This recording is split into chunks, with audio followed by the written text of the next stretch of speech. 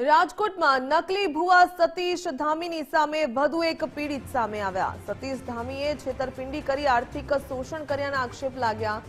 ભુવાના કારણે પરિવારનો માળો વિખેરાયો। પીડિતની આપવીતી સાસરિયાઓને વશીભૂત કરી પત્ની અને બાળકોને દૂર કર્યાના આક્ષેપ લગાવ્યા। ભુવા સતીશ ધામીના કહેવાથી પીડિત પર કોર્ટ કેસ કરાયાનો પણ આક્ષેપ થયા। નકલી ભુવાના ત્રાસથી મુક્તિ અપાવવા પીડિતે આજીજી કરી।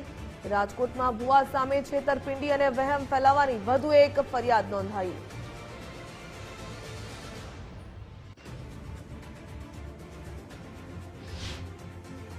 લીધું એના પૈસા આડાવડા કર્યા હતા એટલે અમારું ઘરેણું આડાવડું હતું। ત્યારબાદ ઘરેણું મેં ન આપતા મારી ઘરવાળીનું માઇન્ડ વોશ કરી નાખ્યું।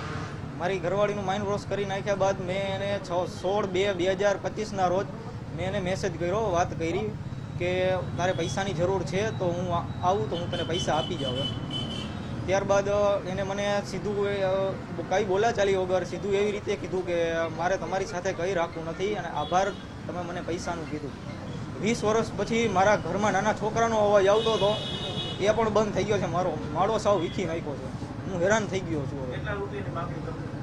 પહેલાં મારી પાસે 30,000 રૂપિયાની માંગ કરી હતી। પછી મેં 2 મહિના મેં એને એવું કીધું કે મારી પાસે હું જોબ કરું છું, મારી પાસે પૈસા નથી, હું જમા કરીને આપીશ, એવી રીતે મેં ખાલી એને કીધું હતું। ત્યારબાદ મેં પૈસા આપ્યા નહીં તો ઘરેણાની વાત કરી। મારા સાસુ એના ઘરે મને લઈ ગયા અને ઘરેણાનું એવું કીધું કે અમને ઘરેણા આપો એમ।